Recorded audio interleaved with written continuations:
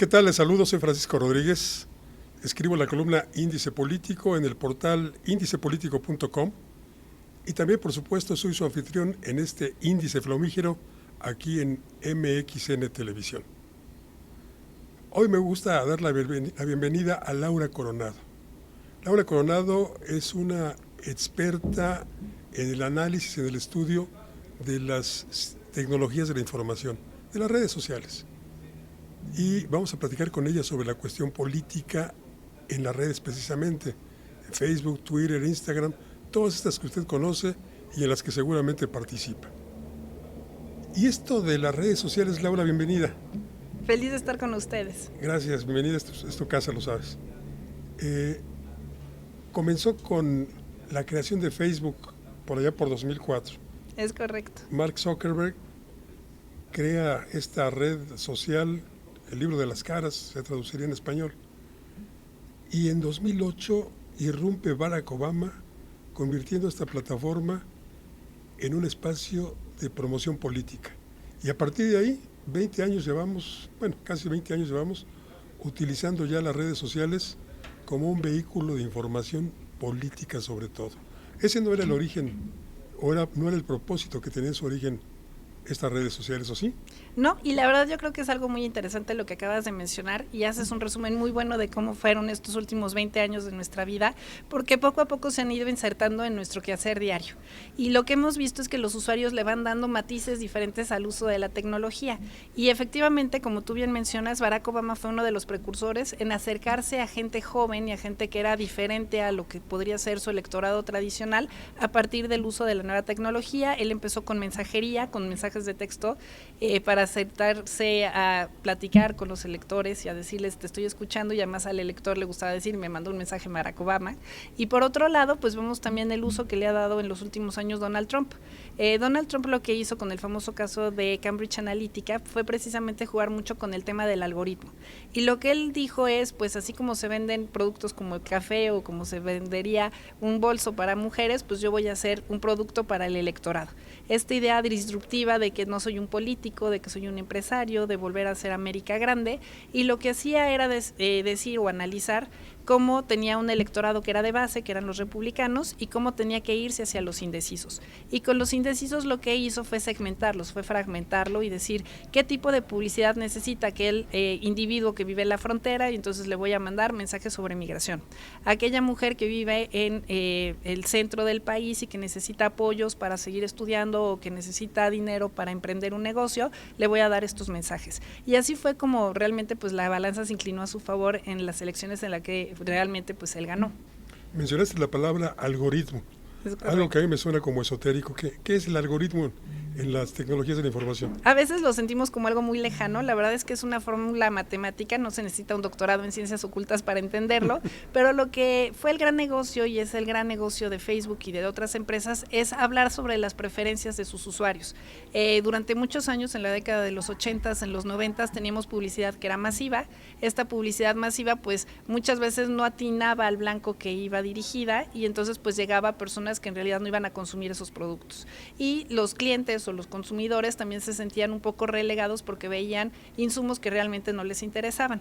Lo que ha hecho Facebook fue encontrar en base a los likes que tú le das a las publicaciones, en lo que tú visualizas, en las personas a las que sigues, por tu edad, por tu ubicación geográfica, pues han permitido ir realmente conociendo más a los usuarios y darles aquella información que consideran que es pertinente. Y eso pues tiene unas grandes ventajas y tiene muchas desventajas, como lo hemos visto en las elecciones que recientemente vivimos en nuestro país. Por un lado, ver estos movimientos sociales, como te mencionaba fuera del aire, que era la marea rosa, ¿no? Que hubiera sido impensable si no hubiera sido por grupos de WhatsApp en donde la gente se coordinaba, en donde se visibilizaba la idea de ir a las marchas, de compartir material. Y por otro lado, esta parte en donde la gente entró en una burbuja y en realidad no podía concebir que pensara la gente diferente a lo que era lo que ellos veían en redes sociales. Y pues este shock, esta desvinculación entre lo que veías en la pantalla frente a lo que era la realidad del país. Mencionaste segmentos y mencionaste juventud. Se tiene la idea de que son los jóvenes quienes más acceden a redes sociales, que quienes tenemos más de 45 años ya no nos interesamos tanto en esto. ¿Es cierto? No, en realidad es uno de los grandes mitos. Generalmente se piensa que la tecnología sí y la utilizan las personas que son los nativos digitales, los millennials, la generación Z, pero en realidad estamos viendo en México que tenemos una mayor profundización del uso de las redes sociales. Tenemos usuarios desde los 6 años hasta los 90 o más, y lo que estamos viendo nosotros es el uso que le damos como sociedad. El 64% de los mexicanos dicen estar conectados todo el tiempo, es decir, que te vas a dormir y está el celular al lado tuyo y sigues conectado y nunca apagaste el dispositivo, que te levantas y lo primero que ves son tus notificaciones o ves tu WhatsApp. Entonces, en realidad lo que estamos viendo es una gran penetración de las redes sociales. Al inicio de este sexenio, si tú bien recuerdas, nuestro actual presidente lo que decía es benditas redes sociales. Así es. ¿Por qué? Porque le dieron un espacio que otros medios tradicionales no le otorgaban. Entonces, creo que es una manera nueva de hacer política y de entender de una manera diferente lo que van a hacer las campañas políticas en los próximos años. Fíjate que en alguna ocasión yo tomé un curso en la George Washington University sobre cuestiones de propaganda política, y prácticamente todos los consultores de América Latina, de Estados Unidos, europeos incluso, que daban las conferencias, pues de lo que hablaban es que no se debería tratar a los candidatos como productos. Claro. Decían que el candidato fulano no era un detergente. Ajá. Hoy, en cambio, creo que con las redes sociales ha cambiado el concepto, ¿no? Sí, y además con esta idea que me parece que la democracia a veces se ve diluida, ¿no? La gente no se siente representada y muchas veces no tenía este esquema como para tener una queja, para abordar algún tema que era social, y ahora se crean estas comunidades. Tenemos plataformas como change.org en donde la gente sube una iniciativa y dice vamos a juntar firmas, y antes era impensable. Ahora la gente utiliza X, que antes era Twitter, para subir, oye, está sin bachear esta calle o esta coladera, y entonces la delegación o la alcaldía acude, y entonces ves una mayor respuesta y la gente se siente realmente visibilizada, escuchada, comprendida. Entonces todos los cartones políticos, antes algunas personas los subían, ¿no? Y eran los cartonistas y es todo un arte lo que veamos en los periódicos, pero ahora cualquiera puede hacer un meme y cualquiera lo puede compartir y cualquiera puede intercambiar. Entonces es darle esta visión al ciudadano de que nuevamente tiene poder y que puede ser escuchado y que no hay nada más democrático que las redes sociales. Y para bien o para mal, pues los funcionarios públicos, los candidatos, los políticos se han dado cuenta de este vacío que teníamos y han tratado muchos de ellos de aprovecharlo, para bien y para mal. Ahora tenemos, por ejemplo, en Nuevo León, pues un gobernador que es un influencer y lo hace de una manera mucho más natural que otros de sus colegas. No puedes quedarte o detenerte solamente en la parte de redes sociales, sino que debes de tener mucho fondo, porque si no nada más tienes éxito durante un periodo muy específico o bajo un nicho muy determinado, pero en realidad sí vemos que ahora la gente no le molesta que el candidato se le vea como un producto. ¿Sería el caso de Samuel García? Sería el caso de Samuel García. Es una persona que realmente se dio a conocer a partir de redes sociales, a partir de bailes, a partir de cuestiones muy simpáticas, gracias a también su esposa, que es muy mediática, y porque es una generación que nació ya con el uso de la tecnología y venden esta idea de jóvenes, de que no son políticos, de que son nuevos, y a partir de ahí pues tiene que demostrar ya en las acciones si realmente hace un buen gobierno o no, pero en realidad pues lo vemos también en otros países. Acaban de ser las elecciones en Europa hace unos días, y pues vemos grupos de extrema derecha que no tenían un partido o una conformación como tal y que ahora pues tienen mayor visibilidad a partir de las redes sociales y a partir de grupos, en este caso de Telegram. En el caso de Samuel García, voy a repetir, él habría perdido las elecciones como las perdió, las más recientes, precisamente porque su protagonismo en redes no corresponde con la actividad gubernamental. Exacto. Está reprobado como gobernador. Pero le cae muy bien a la gente como influencer. ¿No? Exacto. Pero llegó a ser gobernador en este caso gracias a esta promoción y a este apoyo que tuvo en redes sociales. En el pasado, algún partido político, bueno, concretamente el Partido Verde, Exacto, Ecologista de México, utilizó actores, personajes relevantes del espectáculo, del deporte, etcétera, para invitar a votar a favor de sus siglas a los electores. ¿Qué papel juegan los influencers en la decisión en la toma de decisiones políticas? Precisamente hablando de este sesgo, sobre todo con la gente más joven, muchas veces no distinguen entre el influencer y el amigo. O sea, tú tienes amigos a los que sigues en ciertas redes y también tienes dentro de esa misma red a ciertas personas que se le conocen como influencers, que son líderes de opinión. Líderes que pueden ser deportistas, que pueden ser personas enfocadas en la nutrición, que pueden ser personas que están enfocadas en otro tipo de medios, pero que les han dado visibilidad. Y a partir de ahí ellos sienten que me lo dijo Bárbara de Regil, me lo dijo Andrea Legarreta, me lo dijo alguien que yo siento que es cercano a mí. Y no sentimos esta brecha de que es alguien en la pantalla de la televisión o del cine, sino que está en la palma de nuestras manos. ¿Qué poder pueden llegar a tener? Pues mucho, en realidad, porque pues vemos que es una forma de vender. Es una forma de tener publicidad. En el caso específico del verde ecologista, pues estaban utilizando un vacío legal porque además estaban en veda electoral y en lugar de tratar de lanzar mensajes, lo que dijeron es no estamos regulados y vámonos por ahí. Después los cacharon que tenían un script y que les pagaron a cambio de que dieran estos mensajes. Quemaron de alguna manera también al influencer, porque parte del valor de un influencer es que no se deje guiar por el mercado, sino que realmente te haga una recomendación porque lo vive o porque ella lo vive. Que no se prostituya, en pocas palabras. Exacto, que no se deje comprar. Y entonces, al final, pues creo que dañó a todos, pero hizo necesario ver que necesitamos una ley para regular este tipo de cuestiones. Hay más influencers ahora que periodistas en los medios electrónicos. Ayer veía un video, quizá también tú lo viste, de un entrevistador con un hombre de entre 20 y 30 años, ajá, al que le preguntaba los nombres de 3 influencers. Y el sujeto entrevistado inmediatamente respondía los nombres de 3 que para mí son totalmente desconocidos. Ajá. Y luego le hacía una pregunta, pues que yo supongo todo el mundo debería saber responder. Uh-huh. ¿Cuáles son los 3 poderes de la Unión? Ay, no sabía. Pues no, nunca supo. Aunque le dio la pista de que el Poder Judicial, ¿cuáles otros 2? Y el sujeto, pues estaba en babia. Ajá. ¿Qué está pasando? ¿Por qué la gente se interesa más en lo que te puede decir un influencer que, te repito, para mí era un total desconocido o una total desconocida, porque también mencionó a una mujer, y la educación formal que deberíamos estarle dando a la gente? Por un lado, la pulverización. O sea, antes teníamos un mismo medio de comunicación o pocos medios de comunicación que eran además muy homogéneos. Entonces todos veíamos más o menos lo mismo y ubicamos a las mismas personas que eran las famosas. E incluso a nivel regional. Lo dijo Jacobo y ya era como una autoridad, ¿no? O sea, ya te daba el respaldo, era tu fuente. Uh-huh. O veías una Verónica Castro y la gente a nivel regional pues conocía a Chespirito, conocía a ciertos líderes de opinión porque eran sus referentes. Y hasta la fecha muchas veces pues se asocia a México con ese tipo de personajes. Pero ahora lo que vemos es que como se ha segmentado tanto el mercado, se ha pulverizado esta fama. Y entonces más que hablar de influencers tendríamos que hablar de microinfluencers. O sea, hay gente que se dedica a hablar de viajes y entonces hablas de un Luisito Comunica o de un Alan por el Mundo. Hay gente que se dedica a cuestiones de cocina y entonces hablas de un perfil como de Mesa Sana o de Cuquinando, y así va segmentando para distintas personas. A mí me sucede muchísimo, me pasó la otra vez en un aeropuerto que veía yo a muchas chavitas que iban detrás de una persona y luego descubrí que era un influencer, pero yo en mi vida sabía quién era y hasta pregunté, ¿me tengo que tomar la foto con él? Para saber si me va a servir, ¿no?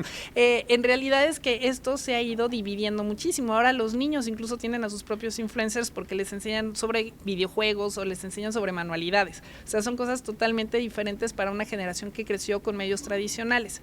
Pero también hemos visto que la sociedad tiende a buscar cosas que le son mucho más cercanas y que sienten que son más útiles. Y la pregunta aquí es ¿por qué estamos llegando a un punto en donde la gente piensa que no le interesa el Estado o no le interesa conocer cuáles son los poderes de la Unión porque no les son de utilidad? O sea, al final lo que dice la gente es, gobiernan, yo pago mis impuestos y que me dejen en paz. ¿Por qué? Porque no me solucionan, porque yo de todas maneras tengo que pagarle por fuera al del camión de la basura y si necesito seguridad le tengo que pagar al poli y si necesito algún tipo de servicio lo tengo que pagar fuera. O sea, educación y tengo que pagar colegiaturas. Exacto, y entonces sientes que el Estado ya no funciona y entonces hay un agotamiento de esta representación que tiene el ciudadano frente a sus representantes, porque también nosotros no estamos acostumbrados a darle seguimiento. Votamos cada 6 años, damos como una carta blanca al gobernante y no vemos qué iniciativas presentó, si realmente nos dio eco en algún tipo de propuesta, si realmente era una propuesta que nosotros necesitábamos. A nivel pues de autoridades judiciales, ahora estamos hablando de una reforma, pero en realidad la gente siente alejado de su vida diaria el papel de lo que es la administración de la justicia. Fíjate, tocaste el punto. Este video que te comentaba hace un momento es precisamente con motivo de esta encuesta que se realizó este fin de semana. Exacto. Con respecto a la reforma al Poder Judicial. ¿Qué podría contestar la gente? Si le preguntas, ¿usted cree que el Poder Judicial es limpio? Le va a decir que no. Si usted cree que el Poder Judicial funciona, está cumpliendo a cabalidad sus funciones, te va a decir que no. ¿No? Porque ni siquiera se ven los resultados. Y entonces, por un lado, hablamos de este alejamiento de los poderes del gobierno frente a lo que es el ciudadano. Por otro lado, una inactividad en lo que es la narrativa, ¿no? Ahí, pues muchas veces tenemos los canales judiciales o tenemos algún tipo de medio de comunicación, pero no es realmente algo que la gente sienta como que lo vive y que le va a cambiar la vida. ¿Necesitamos una reforma en el Poder Judicial? Sí. ¿Que necesita muchas mejoras? Sí. El problema es que para eso también votamos. O sea, esta encuesta pues en realidad ya se realizó el 2 de junio porque ya habíamos votado por algo, ¿no? Entonces creo que ahí también es un poco buscar este apoyo y decir venimos desde el pueblo y las masas, y es un poco el tener este plebiscito sin hacerlo de una manera formal, pero en realidad de lo que te habla es precisamente de cómo los gobernados no se sienten cercanos al poder porque se sienten mucho más cercanos a lo que son las redes sociales. Pues a lo mejor en la próxima elección presidencial elegimos un influencer. Lo más seguro es que sí, y porque cada vez van a tomar más papel lo que sucede en redes sociales, y como te decía, esta segmentación, esta polarización, en principio no se había pensado así porque era para temas pues de productos y servicios, ¿no? O sea, para no temas políticos. Lo que tenemos que hacer nosotros como ciudadanos es seguir a las cuentas de las personas que no nos gustan. O sea, si a mí me gusta el tema de la derecha, pues no puedo seguir a influencers o a líderes de opinión que están de acuerdo conmigo, porque entonces me quedo con una pequeña muy parte de lo que sería realmente la realidad del país. Qué interesante charla. Vamos a hacer una pequeña pausa, ¿te parece, Laura? Perfecto. Enseguida regresamos.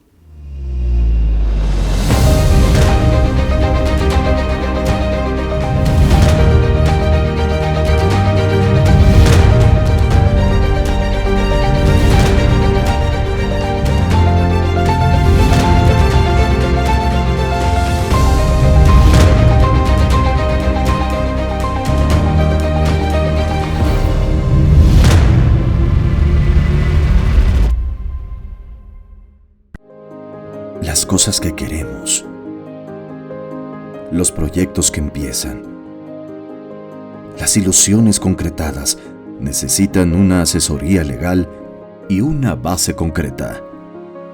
Notaría 64. Respaldamos tus actos legalmente.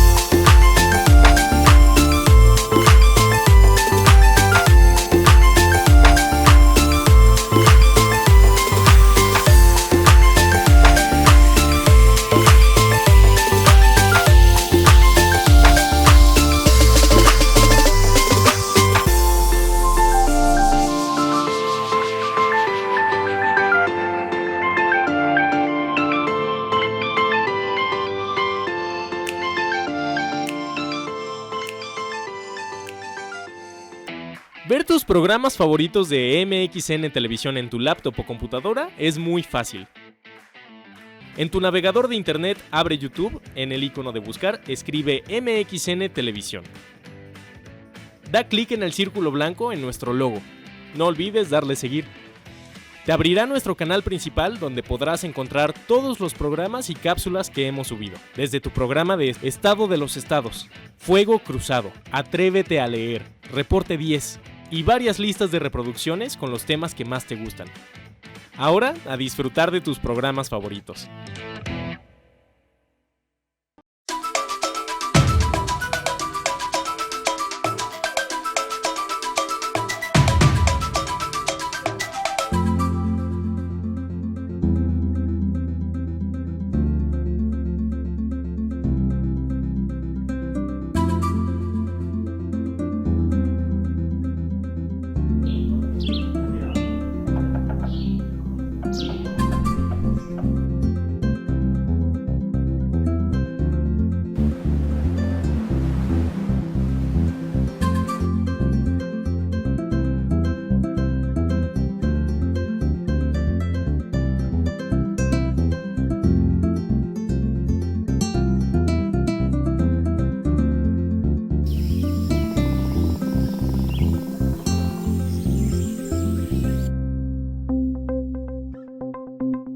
Quintana Roo vive.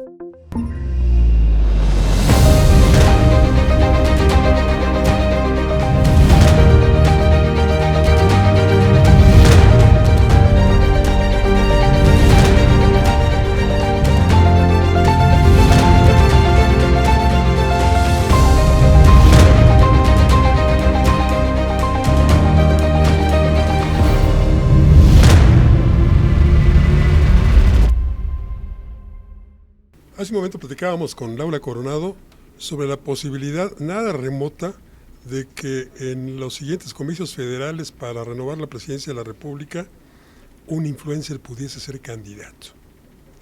Y la pregunta hoy, Laura, ¿qué no es que ya tenemos un influencer en la presidencia de la República? Yo creo que si alguien sabe manejar redes sociales es nuestro actual presidente. Creo que es una persona que ha sido muy carismática y que ha sido muy efectiva al momento de lanzar sus mensajes. Son mensajes que son muy poderosos, me parece a mí. Podemos estar de acuerdo o no con él, pero lo que sí podemos darnos cuenta es que frente a lo que hizo la oposición o lo que hacen otros poderes de la Unión, él lo que ha sabido es manejar muy bien cuál es el tema que quiere llevar a la palestra, ¿no? Lo que quiere que la gente discuta. Las mañaneras pues son una manera clara de ver que él es uno de los mayores influencers. El año pasado se hizo un ranking de América Latina y de Hispanoamérica acerca de quiénes eran las voces más escuchadas en YouTube, y en el ranking él estaba en el 6º lugar. Y entonces empezó toda una discusión con un influencer español que se llama Ibai, en donde decía, pero ¿por qué meten a un político aquí y por qué lo cuentan y por qué está haciendo esto si él es alguien ajeno a nosotros? Nosotros hablamos de gamers y me gusta que estemos nosotros compitiendo entre nosotros. Y lo que veíamos es que realmente es reconocido como tal, como un influencer, incluso en los rankings en redes sociales, porque pues La Mañanera es uno de los programas con más visualizaciones a nivel no solamente de México, sino a nivel regional. Incluso YouTube le regaló una placa, ¿no? Exacto, le dio por sus visualizaciones ya un reconocimiento, y más allá de que se monetice o no se monetice La Mañanera, en realidad lo que te habla es que muchas personas ahora utilizan las redes sociales para informarse. Sí, tienes toda la razón. Una experiencia personal. Algún tiempo estuve dando clases a un grupo de jóvenes que aspiraban a ser periodistas. Uh-huh. Y lo primero que yo llegaba y les preguntaba era ¿en qué medios se informan? ¿Qué estación de radio escuchan? ¿Qué noticiero? ¿Qué diario leen? ¿Quiénes son sus editorialistas favoritos? Y la respuesta de los jóvenes era, pues no leemos periódicos, tampoco escuchamos radio. ¿Y así aspiran a ser periodistas? Porque ahora sus fuentes de información son podcasts, porque son videos en YouTube, porque son TikToks, y también tiene una serie de cuestiones ventajosas, ¿no? Por ejemplo, TikTok, que es una plataforma que te habla de que puedes subir videos de 30, 45 o 60 segundos, pues te implica que en 60 segundos a lo sumo tengas que dar la noticia y que sea atractiva y que sea llamativa y que la gente no le dé el scroll, pero además debes de mandar un mensaje. Entonces creo que también la forma de hacer periodismo está cambiando desde el uso del internet y de otros medios de comunicación. La forma en la que está estructurado el periódico, incluso en físico, pues ha cambiado radicalmente. A mí todavía me tocó el periódico en blanco y negro, pues ahora es algo y eran unas sábanas enormes, ¿no? Exacto, y era así una ceremonia en la mañana, ¿no? Abrir el periódico. Ahora pues nos los mandamos en los chats de WhatsApp y entonces vemos ahí todas las columnas y estamos enterados. Y también es la parte en la que los editorialistas, los comunicadores tienen que reinventarse, ¿no? Y cómo acercarse a las nuevas necesidades que tienen las personas. Tendremos todavía espacio, obviamente, para periodismo de investigación, y creo que eso es algo que se hace de manera muy valiosa y que siempre ha sido mal pagado y que siempre ha sido mal retribuido, pero también es cierto que los jóvenes sí quieren informarse, pero quieren cosas mucho más ágiles, mucho más cercanas, mucho más atractivas visualmente, y creo que esa narrativa que estamos viviendo ahora nos hace a todos pues replantearnos lo que habíamos visto antes. Así que, influencer el señor López Obrador. Y yo creo que vamos a seguir viendo a lo largo de los próximos años cómo muchas personas pues van a buscar ser oposición o van a buscar tener cabida en estos discursos de extremas a través de las redes sociales. ¿Por qué? Porque no están regulados. ¿Por qué? Porque además es mucho más económico, no necesitas tener un espectacular, no necesitas pintar una barda, porque también tiene menos regulación, y entonces yo creo que en donde tendríamos que construir es en esta parte de alfabetización de los ciudadanos. Es decir, ¿a quién seguimos? ¿Por qué lo seguimos? ¿Para qué lo seguimos? Si le damos el clic al darle esta confirmación de que realmente nosotros queremos ver sus contenidos, o si preferimos buscar otro tipo de fuentes y tratar de contrastar contrastar la información, que creo que eso es lo que nos hace falta. Antes hablábamos de brecha digital, hoy tenemos a 8 de cada 10 mexicanos conectados a Internet, entonces la gran meta es hablar de alfabetización digital, es decir, tomar decisiones conscientes, responsables, con conocimiento, a partir del sano uso de las redes sociales y que conozcamos realmente para qué sirven las plataformas y que nosotros trabajemos para tener una mejor calidad de vida y no para que hagamos más ricos pues a los dueños de este tipo de tecnologías. Insano y sano uso de las redes sociales. ¿Hay posibilidad de que a través de redes sociales se haga un fraude electoral? Podría ser porque, como mencionábamos al inicio, estamos hablando de este sesgo, ¿no? Y entonces esta polarización de la que tanto se hace mención habla efectivamente de cómo ciertas preferencias y ciertas actitudes de las personas pues obviamente se van exacerbando o se van exaltando a través de las redes sociales. El gran peligro que tenemos es vivir en estas burbujas en donde hablamos de ellos y nosotros, en donde la gente muestra odio, en donde muestra ideas de venganza, en donde muestra ideas de violencia. Estamos viendo, por ejemplo, en países árabes que están teniendo un retroceso en materia democrática precisamente por buscar estos medios tradicionales, ¿no? En donde realmente pues se unifica o se homologa todo lo que es la información y ahora lo hacen en las plataformas. Entonces creo que poderes que vemos también, por ejemplo, como en China, en donde se sesga muchísimo la información que reciben las personas a través de redes sociales, pues ayudan a este tipo de posturas, ¿no? En donde realmente vemos que hay una dictadura, por así decirlo, a nivel digital. ¿Llegará México a uno de esos casos?